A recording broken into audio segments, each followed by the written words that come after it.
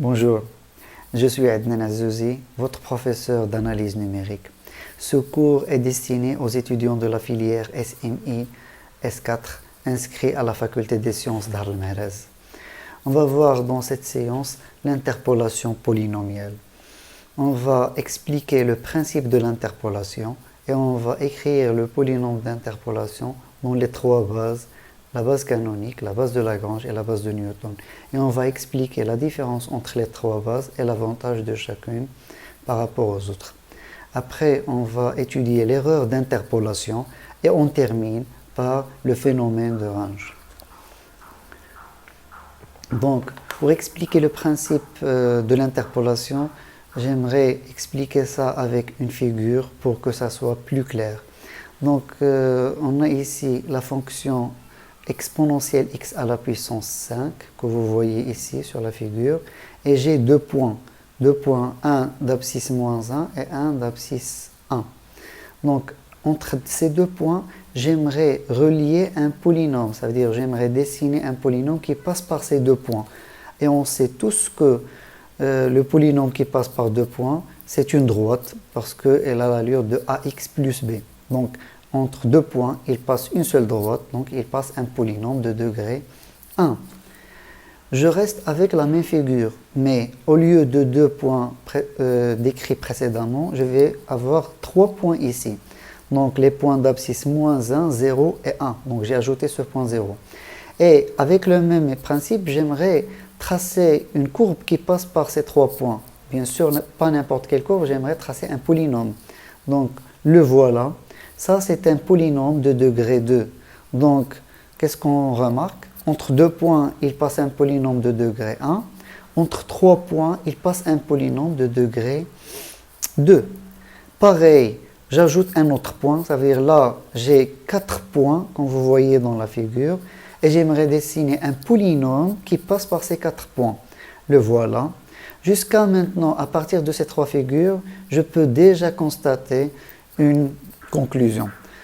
C'est que, en ajoutant des points, la courbe en rouge, qui est le polynôme, se rapproche de la courbe en bleu, qui est la fonction exponentielle x à la puissance 5. Ça veut dire, on espère, ajoutant d'autres points, pour rapprocher de mieux en mieux le polynôme par rapport à la fonction. Et on le fait pour 10 points, et on remarque que les courbes sont presque identiques. Bien sûr, on n'aura pas la même courbe parce que l'une c'est une fonction exponentielle et l'autre c'est un polynôme. Et l'exponentielle, comme vous savez, c'est totalement différent d'un polynôme. Mais les courbes, ils sont trop proches. Donc, à partir de ces figures, j'espère que c'est clair. C'est quoi le principe de l'interpolation? C'est d'approcher une fonction par un polynôme en un certain nombre de points. Ça veut dire, je prends certains points de la fonction et j'aimerais dessiner le polynôme qui passe par ces points et qui se rapproche de la fonction en ajoutant de plus en plus de points. Donc, théoriquement, la définition de l'interpolation, elle est définie ainsi. On prend une fonction définie sur R et on prend n plus 1 réel distinct x0, x1, xn. Le résultat, qu'est-ce qu'il dit? Il existe un unique polynôme Pn de degré inférieur ou égal à n tel que Pn de xi égale f de xi. Ça veut dire, pour n plus 1 point, il existe un unique polynôme Pn de degré inférieur ou égal à n tel que Pn et f ont la même image au point xi. Ça veut dire au point où on fait l'interpolation. La démonstration de ce théorème, on va la faire en TD. Donc, on va construire ce polynôme au point x0, x1, xn dans trois bases différentes. Donc, la première, c'est la base canonique. La deuxième, c'est la base de Lagrange, L0, Ln. Et la troisième, c'est la base de Newton, 1n, 1n. Je vais définir tout à l'heure exactement ces deux dernières bases.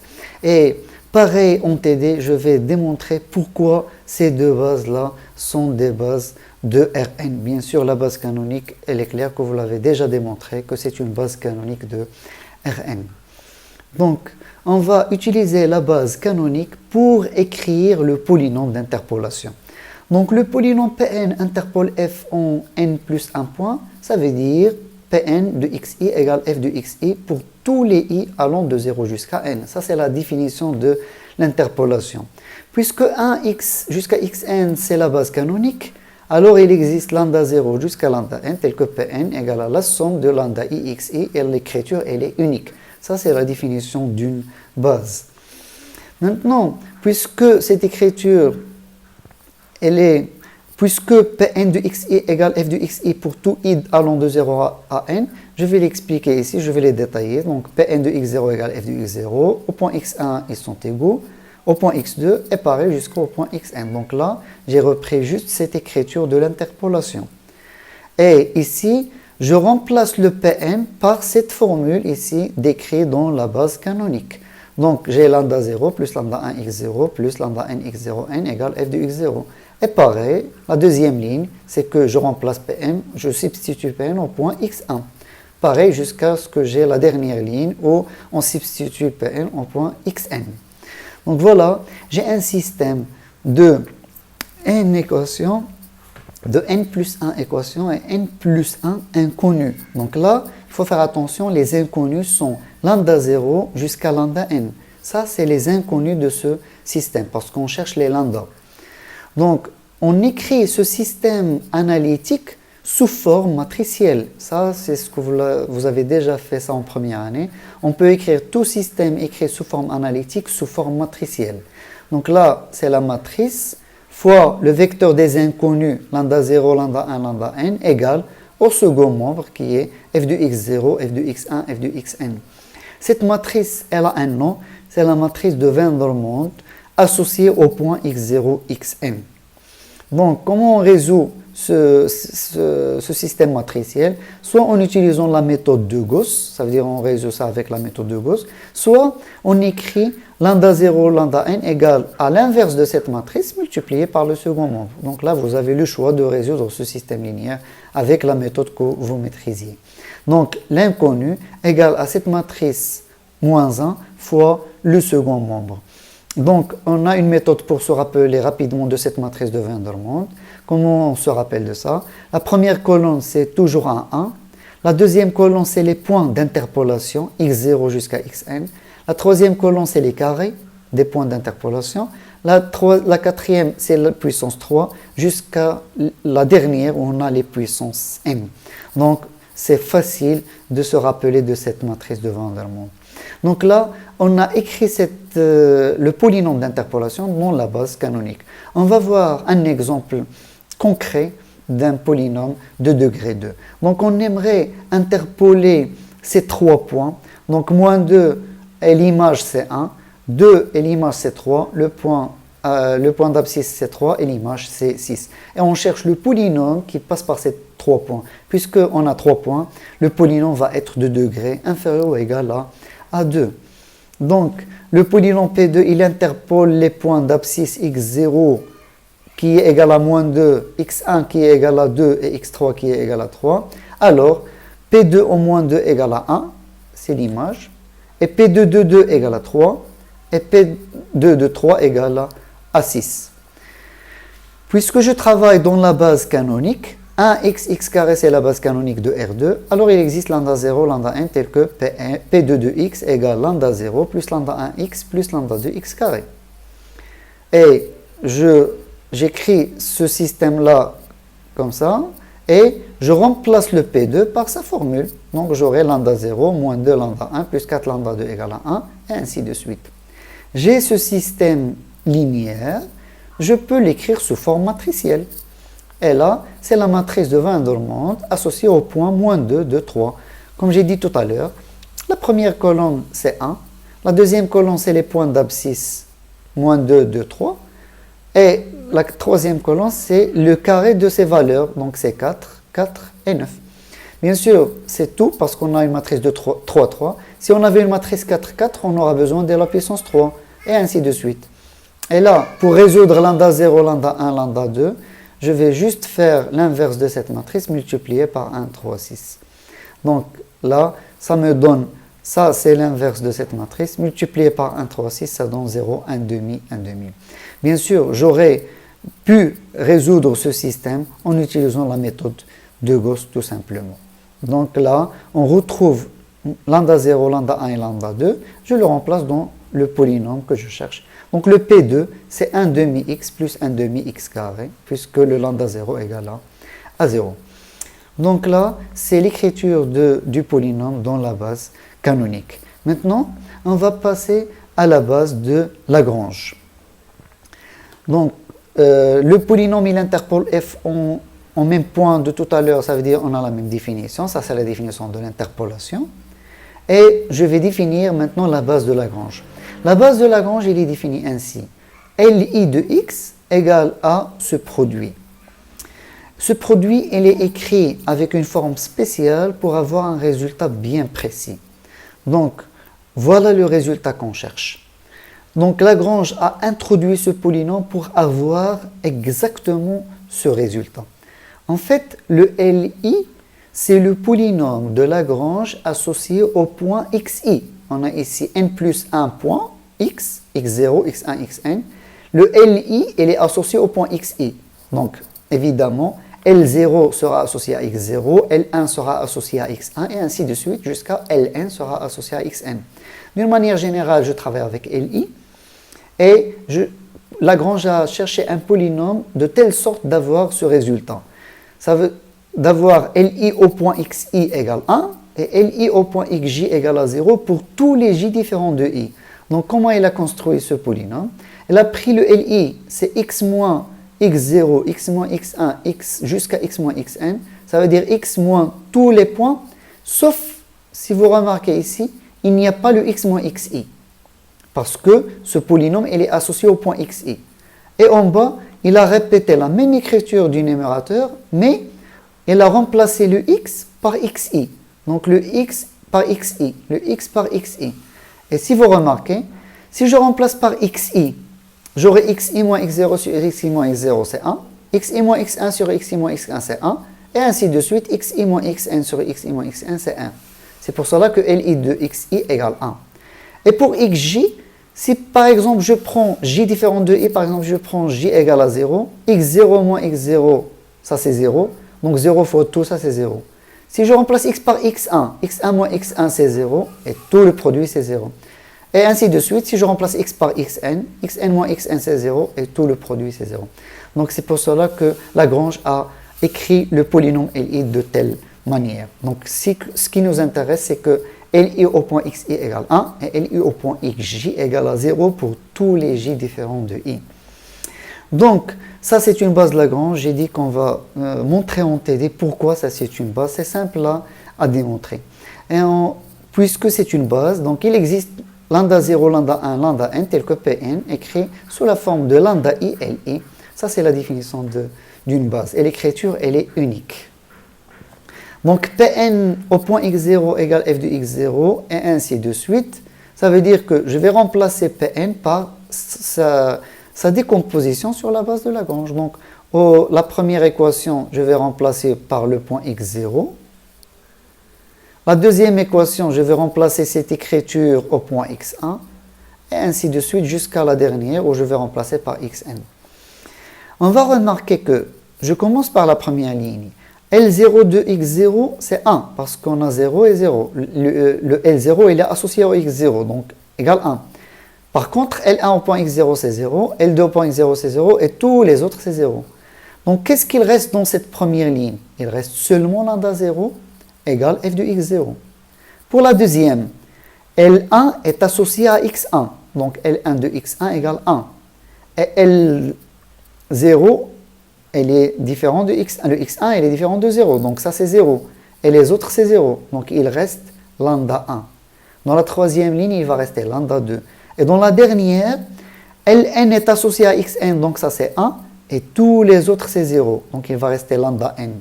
Donc en simplifiant, il reste lambda 0 égale à f de x0, lambda 1 égale f de x1, et lambda n égale f de xn. Donc le polynôme de l'interpolation s'écrit sous la forme de Lagrange suivante. Ça veut dire c'est la somme de f de xi et Li. Donc qu'est-ce qu'on constate pour cette décomposition? C'est que les lambda, c'est pas la peine de chercher les lambdas si on écrit dans la base de Lagrange. Les lambdas ne sont autres que les images des abscisses. C'est les f de xi. Donc, on constate déjà que la base de Lagrange a un grand intérêt par rapport à la base canonique, dans le fait que les constantes de la décomposition du polynôme dans la base de Lagrange ne sont autres que f de xi. Donc, on ne va pas chercher les lambda i. Si vous vous rappelez tout à l'heure, pour Lagrange, pour la base canonique, le lambda, c'était la matrice de Vandermonde moins 1 multipliée par ça. Mais là, il n'y a pas ce résultat. Les lambdas ne sont autres que les images des abscisses. C'est f de x0 jusqu'à f de xn. Donc voilà un avantage majeur de la base de Lagrange par rapport à la base canonique. On va reprendre le même exemple de tout à l'heure, ça veut dire les mêmes points, et on cherche un polynôme qui passe par ces 3 points. Donc le polynôme, il interpole aux 3 points, ça veut dire, ça c'est la définition, tout simplement. P2 moins 1, moins 2 égale 1, et ainsi de suite. L0, L1, L2, c'est la base de Lagrange de R2 de x, donc il y aura 3 éléments. Ça veut dire que P2 égale à f de x0, L0, plus f de x1, L1, plus f de x2, L2. Donc si vous remarquez, je n'ai pas écrit lambda 1, lambda 0, lambda 1, lambda 2, c'est directement L0, c'est associé, à côté j'ai écrit f de x0. L1, à côté je vais écrire f de x1. Et L2, à côté je vais écrire directement f de x2. Donc les images c'est 1, 3 et 6. Donc 1 fois L0, plus 3 fois L1, plus 6 fois L2. Il ne reste qu'à écrire L0, L1 et L2. Donc L0, c'est le point associé au x0 qui est moins 2, ça veut dire le premier point. Donc il va être écrit x moins le deuxième point fois x moins le troisième point. X moins x1 fois x moins x2. Et en bas, c'est la même écriture, sauf que je remplace x par le point x0, qui est le point associé à L0. Et là, il faut juste que je remplace x0, x1, x2 par leur valeur. En détaillant, je vais trouver ce polynôme. Pareil, pour L1, elle est associée au point x1. Donc, c'est x moins x0 fois x moins x2. Donc, x moins les autres points. Et en bas, c'est la même écriture, sauf que je remplace x par x1. x1, c'est le point associé à L1. Pour L2, donc elle est associée au point x2. Donc, je vais l'écrire comme x moins x0 fois x moins x1. Donc, x moins les autres points. Et en bas, c'est la même écriture, sauf que je remplace x par le x2 qui est associé à L2. Et ainsi, j'ai défini les 3 polynômes de Lagrange, L0, L1 et L2. Et le P2, c'est L0 plus 3L1 plus 6L2, c'est égal à ça. Donc ça, c'est l'écriture dans la base de Lagrange. En développant cette écriture, je vais avoir 1 demi x plus 1 demi x carré. Ça veut dire, c'est comme si je l'ai écrit dans la base canonique. Et si vous avez bien remarqué, c'est le même polynôme qu'on a trouvé tout à l'heure dans la base canonique. Ce qui est évidemment logique, parce qu'on ne peut pas trouver deux polynômes qui sont différents, puisqu'on travaille avec les mêmes points. Donc on a retrouvé le même polynôme que tout à l'heure, ce qui est logique. Donc maintenant on va passer à la troisième base, c'est la base de Newton. Donc le polynôme il interpole f, donc on a la même image au point xi. La base de Newton, elle est définie ainsi. Le ni, c'est le produit des x moins xj, j allant de 0 jusqu'à i moins 1. Donc remarquez bien que le na, ça va être x moins x0, c'est tout. Le n2, c'est x moins x0 fois x moins x1. Le n3, x moins x0 fois x moins x1 fois x moins x2. Et ainsi de suite. Le ni, c'est x moins x0 fois x moins x1 jusqu'à x moins xi moins 1. Donc à chaque fois, j'ajoute un terme pour le produit. Et à la fin, le nn, il va être le produit de tous les termes jusqu'à x moins xn moins 1. Le premier élément de la base, c'est 1. Donc, comme j'ai dit au début, on va montrer en TD pourquoi ça c'est une base de Rn de x. Et puisque ça c'est une base, il existe lambda 0, lambda n, tel que Pn égale à lambda 0 plus la somme des lambda i, ni. Donc, ça c'est un résultat qui demande un peu de calcul pour le démontrer et elle sera démontrée en détail en TD. Donc, qu'est-ce qu'il dit le résultat? C'est que le lambda 0 égale à f de x0 et on va la noter par f de x0 entre crochets. Lambda 1, il va être égal à f de x1 moins f de x0 sur x1 moins x0. Et par nécessité de l'exercice, ça, elle va être notée par f de x0, x1. C'est juste une notation qui va nous servir après. Le lambda 2, c'est f de x1, x2 moins f de x0, x1 sur x2 moins x0. Et f de ces deux points, c'est la définition que vous voyez ici, qu'on a notée ici. Donc, cette définition va être aussi notée par f de x0, x1, x2. Donc, jusqu'à maintenant, si vous remarquez, on a ici f de x0, ça veut dire un seul point. Là, c'est f de x0, x1, ça veut dire deux points. Et comment il est défini f de ces deux points? C'est f de x1 moins f de x0 sur x1 moins x0. Mais là, c'est f de 3 points. Et le f de ces 3 points, c'est défini par f de ces deux derniers points moins f des deux premiers points, divisé par le dernier point moins le premier point. Et f de ces deux points, comme j'ai dit, elle est définie ici. Et on continue le processus jusqu'à ce qu'on arrive à lambda n égale à f de x0 jusqu'à xn, qui est égal à f de n termes, les derniers, de x1 jusqu'à xn, moins f des n premiers termes, de x0 jusqu'à xn-1, divisé par le dernier élément moins le premier élément. Cette écriture, ça s'appelle la formule des différences divisées. On va la montrer pareil en TD. Et le Pn égale à f de x0 plus f de x0, x1 fois x moins x0 plus f de x0, x1, x2 fois n2 jusqu'à le dernier terme f de x0, xn fois nn. Comme vous remarquez ici, l'écriture elle est un peu plus difficile par rapport à la base de Lagrange, mais cette base elle est très intéressante et c'est la plus intéressante par rapport aux trois dans le calcul, comme on va le montrer après. Donc on reprend le même exemple de tout à l'heure. Avant de prendre cet exemple-là, j'aimerais expliquer avec un schéma comment on retrouve le lambda 0, le lambda 1, le lambda 2 et le lambda 3. Donc j'ai pris un exemple particulier de n égale à 3, juste pour vous expliquer le principe. Donc il y aura 4 éléments, 1, n1, n2, n3 dans la base de Lagrange. P3 égale lambda 0 plus lambda 1, n1 plus lambda 2, n2 plus lambda 3, n3. Donc je vais écrire ici exprès cette somme comme ça et pas dans la même ligne pour vous montrer que le lambda 0 il est tout seul. Avec le lambda 1 c'est x moins x0. Avec le lambda 2 c'est le même mais j'ajoute ça. Et le lambda 3 c'est le même mais j'ajoute x moins x2. C'est comme une échelle. Et ça a un sens même dans la construction des lambdas.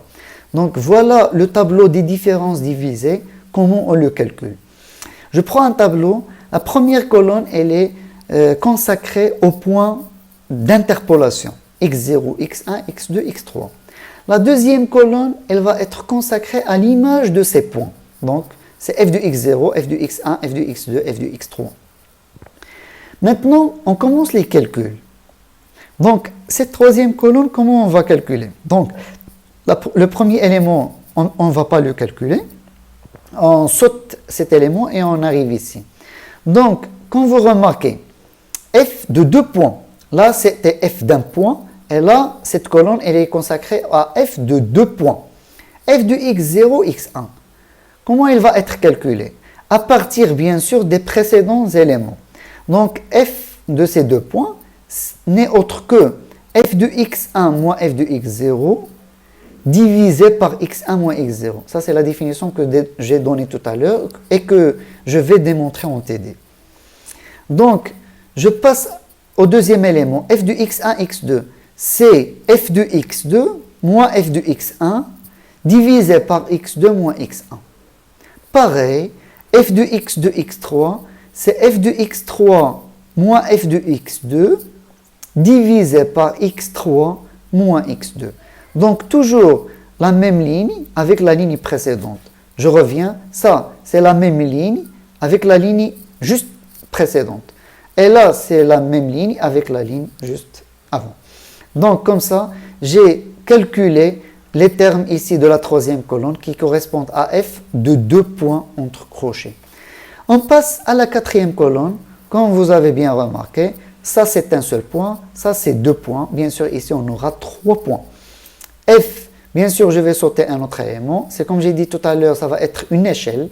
F de x0, x1, x2 et f de x1, x2, x3.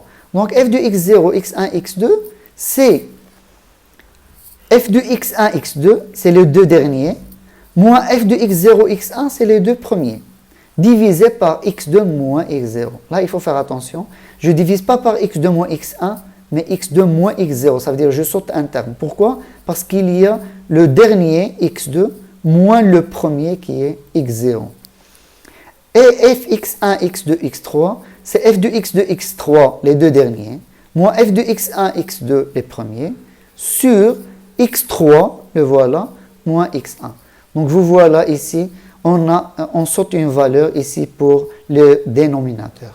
Donc pareil pour ça, ou bien celui qui était avant, on a sauté aussi un élément.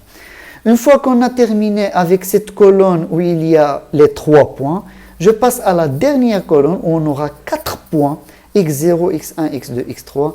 Pareil, pour 4 points, j'ai besoin de 3 points. Donc c'est une procédure itérative. Donc là, f de x0, x1, x2, x3, c'est f de x1, x2, x3, les 3 derniers points, moins f des 3 premiers points, divisé par le dernier point qui est x3, moins x0. Donc je saute par 2 valeurs, comme vous venez de remarquer ici. Et comme ça, j'ai terminé ce calcul de tableau de différence divisé. Une fois ce tableau est terminé, je prends les éléments de la diagonale. Ils correspondent exactement à constante que je cherche. Donc, le lambda 0, c'est f de x0.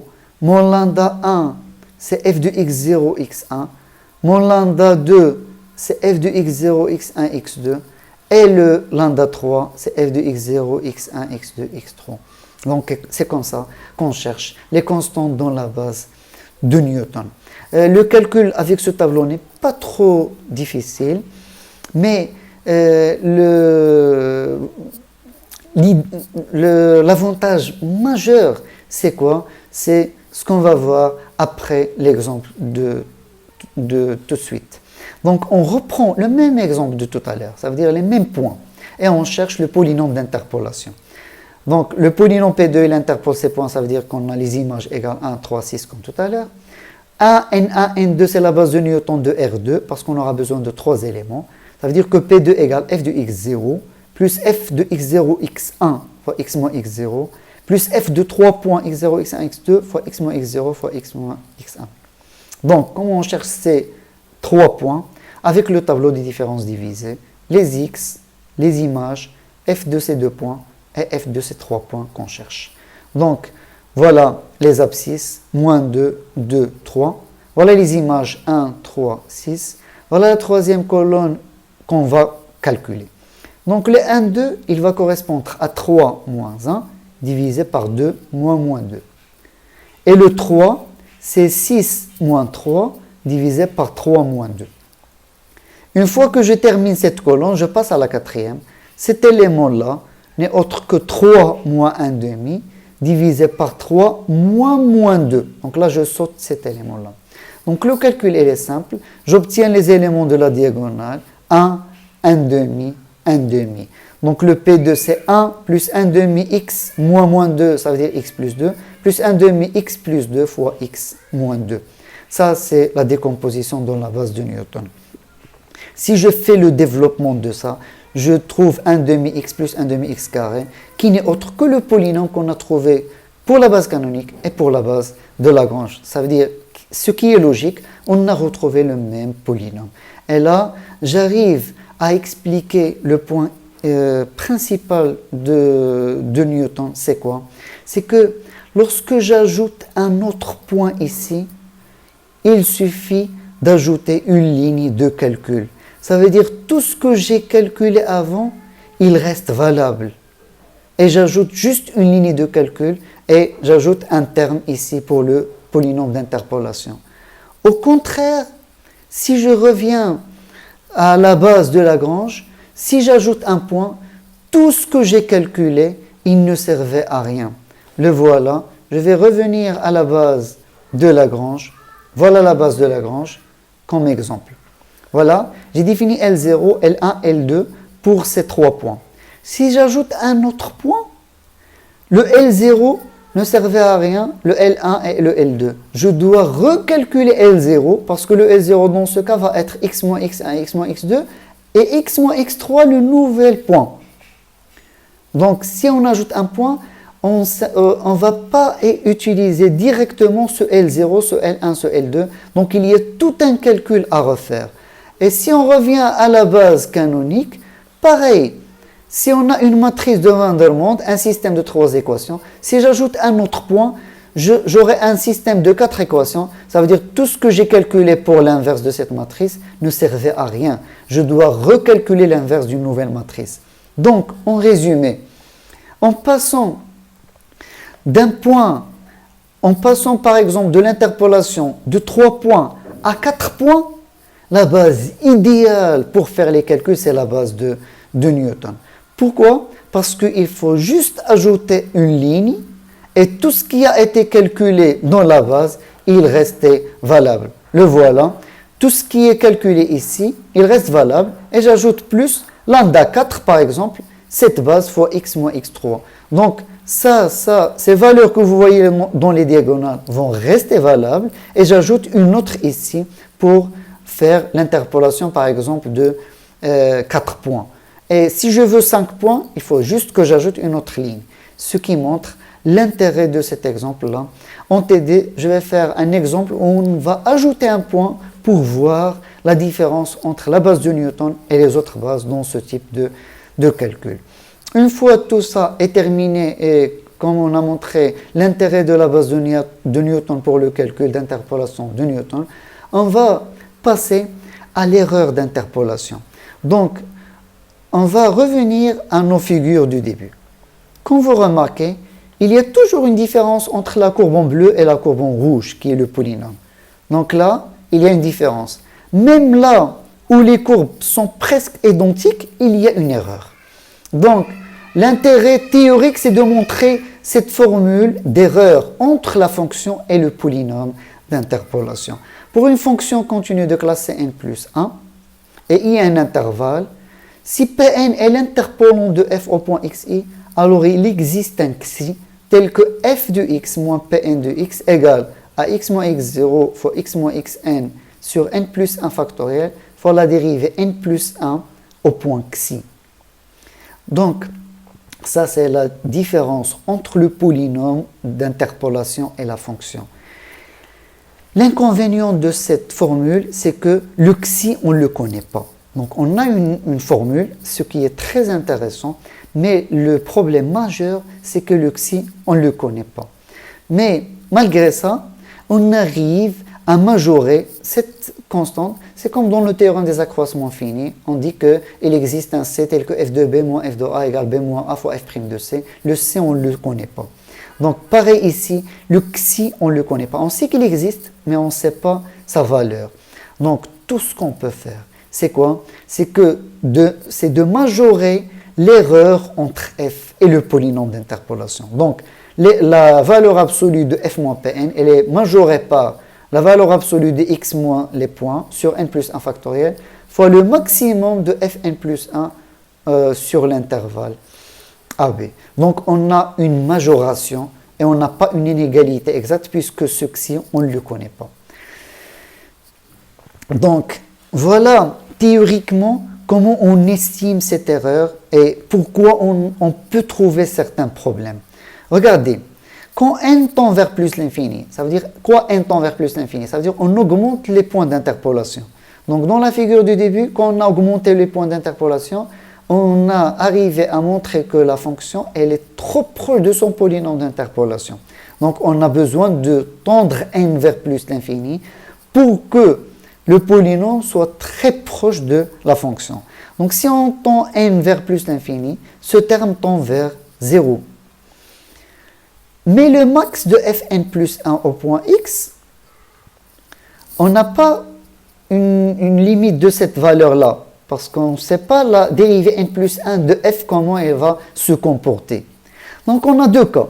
Si cette valeur elle est bornée, avec cette quantité qui tend vers 0, le produit tend vers 0, ce qui est idéal dans ce cas, puisque Pn va converger vers f, puisque l'erreur, elle tend ici vers 0. Ça veut dire que la limite de Pn va être égale à f.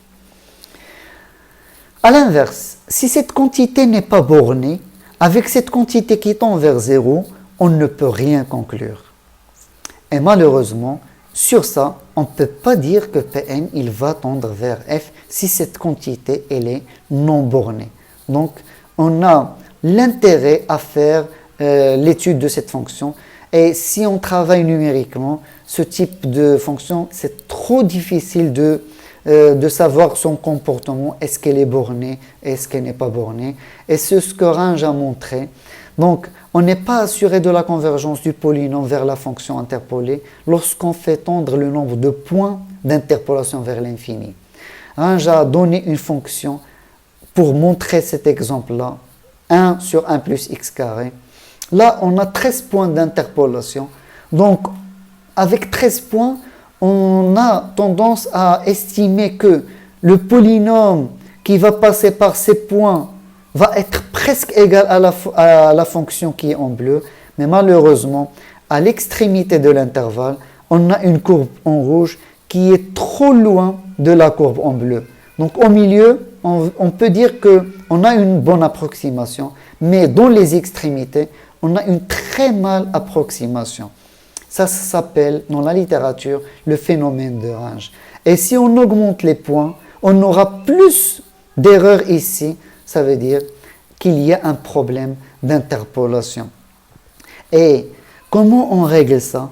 Au lieu, puisque c'est un problème, puisque comme j'ai dit ici, on n'a pas une idée de la dérivée n plus 1 de la fonction, tout ce qu'on peut faire pour résoudre définitivement ce type de problème, c'est au lieu d'interpoler sur tout l'intervalle avec plusieurs points, on découpe l'intervalle avec une subdivision et on essaie que sur chaque subdivision, on fait l'interpolation avec 3 ou bien 4 points, mais en travaillant sur des petits intervalles. Ça veut dire c'est l'interpolation par intervalle qui va fonctionner. On va revenir sur ça en détail lorsqu'on va faire l'intégration numérique.